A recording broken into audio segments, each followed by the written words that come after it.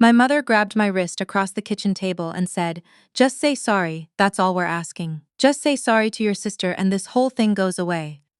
I looked at her. Then I looked at my father, who was standing by the counter with his arms crossed, not meeting my eyes. Then I looked at my sister Cordelia, who was sitting there with this small, careful smile on her face, the kind of smile that knows it's winning. I said, "Okay." Just that, one word. My mother exhaled like I'd lifted something off her chest. My father finally looked at me and gave me this relieved nod, like the crisis was over, like everything was fine now. Cordelia's smile got a little wider. None of them noticed that I'd already started saying goodbye. Let me back up, because to understand what happened that night at the kitchen table, you need to understand what kind of family I grew up in. My parents immigrated from the Philippines to Vancouver in the early 90s, before I was born. My father worked in logistics and my mother worked as a medical transcriptionist. They weren't wealthy, but they were careful and they were proud, and by the time I was in elementary school, we had a house in Burnaby. A real house, not a condo, not a basement suite, and my parents talked about that house the way other people talk about surviving a war. Like it was proof of something. I have one sibling. My sister Cordelia is 4 years older than me. She was always the easy one, the one who smiled at the right moments, who called my parents every Sunday, who showed up to every family dinner with flowers and some new story about her life that made my parents beam. I was the one who asked too many questions, the one who pushed back, the one my mother described, not unkindly but not gently either, as too much. When Cordelia married her husband Tristan, his family had been in BC for 3 generations, old money from the forestry industry, though by the time I knew him most of that money was complicated in ways nobody talked about.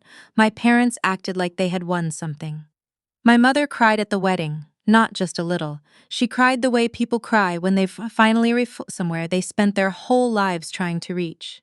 I was the maid of honor. I gave a speech. I meant parts of it. I was 22 then. I was halfway through my undergraduate degree in accounting at UBC, working part-time at a tax office on Broadway to pay for books and transit, and the small but not small costs that accumulate when you're trying to exist in Vancouver on very little money. My parents had been helping me, not a lot, but enough. A few $100s here and there. The understanding that I could come home for dinner when things got tight. The sense that the door was open.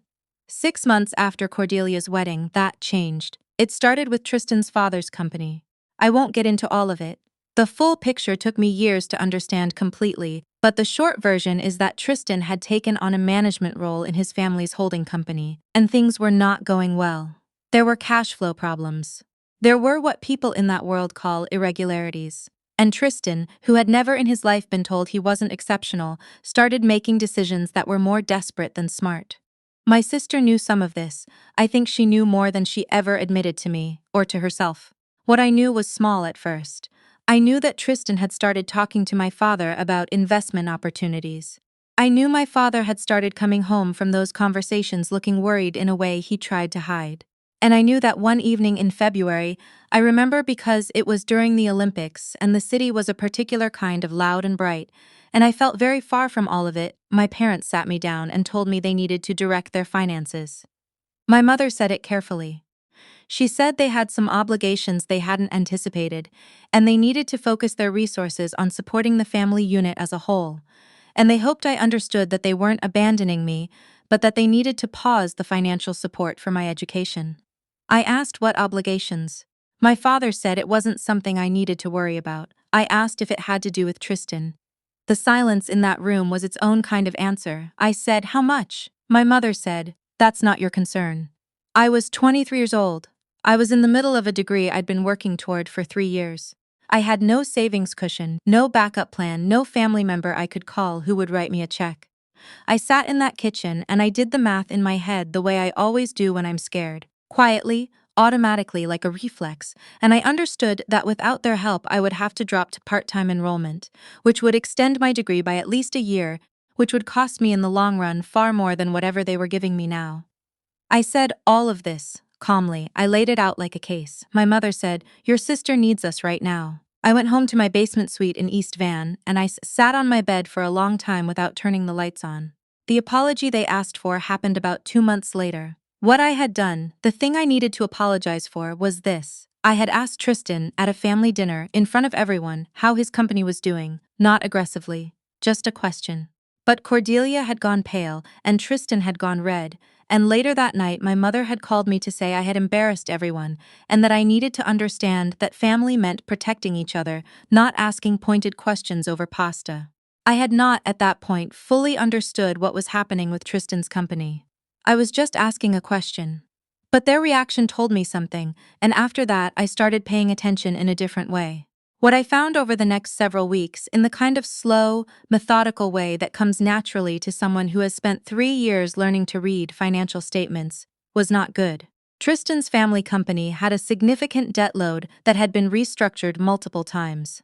There were 2 numbered companies connected to it that I could find through the Ontario and BC corporate registries.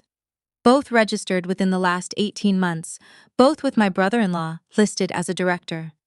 One of those companies had received a payment from my parents' joint account, a significant one, $60,000, listed on a form my father had filed as a personal loan to family. $60,000. My parents' house was not paid off. My father was 61 years old. That money was not a loan. That money was gone. I sat with that knowledge for 3 weeks. I went to class. I worked my shifts at the tax office. I ate rice and eggs for dinner more nights than I'm proud of, and I did not tell anyone what I knew, and I did not call my parents, and I did not call my sister. And then my mother asked me to apologize. The dinner where it happened was at my parents' house. Cordelia was there, and Tristan was there, and the whole evening had this strange performed quality, like everyone was in a play they'd rehearsed but were trying to make look unrehearsed. My mother had made pancit. The house smelled the way it always smelled on special occasions, and I remember thinking, this is still home. This still smells like home. And then, my mother said very gently that she hoped I could find it in my heart to make things right with my sister. And my father nodded. And Cordelia looked at me with that small, careful smile, and I said, okay. I drove home. I did not cry. I called my best friend Annette from the parking lot outside my building and told her everything, and she said, what are you going to do? And I said, I don't know yet, but I need a few weeks. I went to bed, and I started planning. The first thing I did was talk to one of the senior accountants at the tax office, a woman named Dr. Whitmore, not a medical doctor but a CPA with a PhD in finance who had seen more family estate disasters than I could imagine. I told her I had a hypothetical situation involving corporate debt, numbered companies, and a large transfer of personal funds. I asked her what a person would do. She looked at me for a long moment over her reading glasses. Then she said, hypothetically, that person would document everything they could access legally, and then they would decide who needs to know. I documented everything. It took me the better part of a month, evenings after work, weekends at the library on Hastings where the Wi-Fi was free and no one bothered you. I built a timeline. I cross-referenced the corporate registry filings with the CRA business number database. I pulled every publicly accessible document I could find connected to the holding company and both numbered companies. I found a statement of claim that had been filed in BC Supreme Court, a supplier suing for unpaid invoices that gave me additional details about the company's financial position. By the time I was done, I had a binder. 56 pages, organized by date, with a summary at the front written clearly enough that anyone could follow it. Not just the money my parents had transferred, but the full picture, the restructured debt, the numbered companies, the pattern of decisions that showed this hadn't been bad luck or a market downturn. This had been choices, deliberate, repeated, calculated choices by a man who had never once worried about consequences. I made 3 copies of that binder. I kept one. I sent one to a lawyer, a family law and estate specialist I'd found through the Law Society of BC's online directory, someone who had no connection to anyone I knew. And I sent the third one to my parents by registered mail, with a cover letter that was exactly 4 sentences long. I said, I love you. I need you to look at this carefully. I need you to understand what happened with your money. And I need you to know that I found this because I was trying to protect you, not hurt you. Then I waited. It was a Thursday morning in April. I remember because I had an early class and I'd been up since 5, and the light through my window had that particular pale quality it gets in Vancouver when spring is trying to happen but hasn't committed yet, when my phone rang and it was my mother. She said, why did you send this? Not a question. Like a door closing. I said, because you needed to know. She said, you are destroying this family. I said, Mom, someone already did that. I'm just showing you the paperwork. She hung up. My father called 20 minutes later. He was quieter than my mother. He asked me where I had gotten the information. I told him it was all publicly available. He was silent for a long time. Then he said, I didn't know it was this bad. And his voice had something in it I'd only heard once before when his own father died, this particular quality of a man who has just realized he is lost. I said, I know, Dad. I know you didn't. I said, the lawyer I sent the documents to, she does estate and family law. She can help you figure out what options you have. Whatever that 60,000 becomes in terms of family dynamics, she can help you document it properly. Protect your house, your retirement. There was another silence. Then he said, Cordelia doesn't know you sent this. I said, she does now if Mom called her. He said, this is going to be very hard. I said, I know. I want to be honest about what the next several months felt like, because I think if I skip over it, the story becomes something it isn't. It wasn't triumphant. Not at first. My sister didn't speak to me for almost 5 months. My mother went through a period, I can only describe it as a kind of grief, where she called me every few days to say some version of why couldn't you just leave it alone, and every time I had to make a choice about whether to argue or just listen, and mostly I just listened.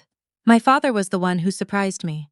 He was the one who called the lawyer. He was the one who sat down with the documents and went through them the way I'd gone through them. Quietly, methodically, following the numbers wherever they led. Tristan's company filed for creditor protection that June. It was not a surprise to anyone who had been paying attention. What happened after that is complicated in the way that things involving money and families and people's pride are always complicated. The $60,000 my parents had transferred was not recoverable, not in any practical sense, not in any timeline that would matter to my father's retirement.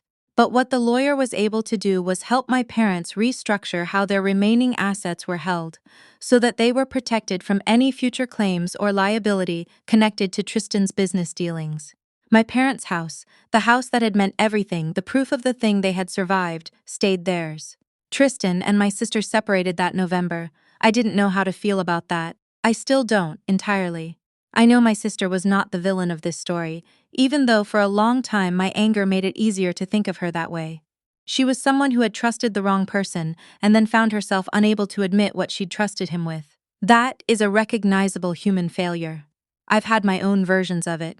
She called me in December. I almost didn't pick up, but I did. She said I didn't know about the $60,000 until after Dad called me. I said, okay. She said, I knew things were bad. I didn't know they had given him money.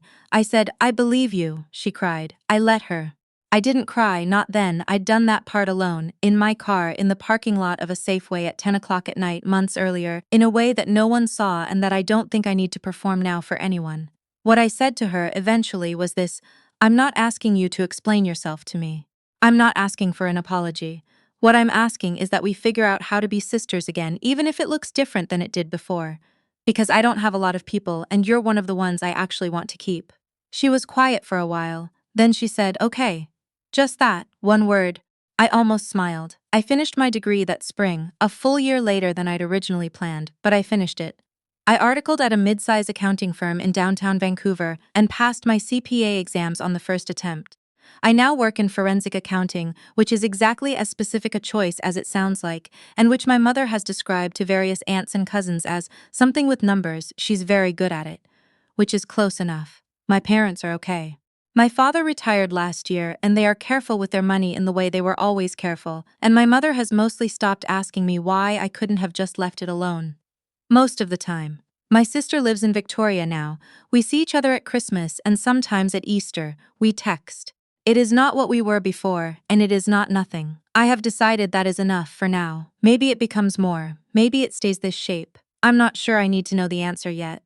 What I do know is this: the night I sat at that kitchen table and said, okay, one word, one door closing quietly while they all thought it was opening, I was not being passive. I was not giving in. I was giving myself the time I needed to do the thing I was already going to do anyway. My mother always said I was too much, too many questions, too much pushing, too much wanting things to be different than they were. She wasn't wrong. I am too much. It turns out that's exactly the right amount.